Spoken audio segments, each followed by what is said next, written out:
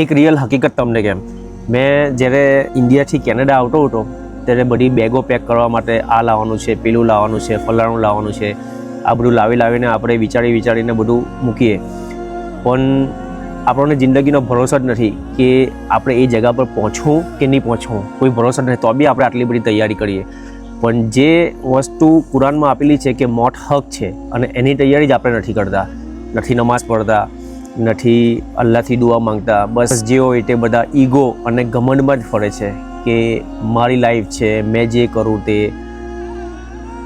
કોઈની લાઈફ છે નથી, અલ્લાહે આપેલી લાઈફ છે અને મકસદ માટે પેદા કરવામાં આવેલા છે.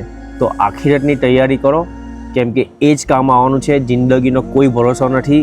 મેં મારા હાથથી મારા ગામમાં 4 મૈયત મેં દફન કરીને આવ્યો, 1 મહિનાની અંદરમાં 4 થી 5 મૈયત.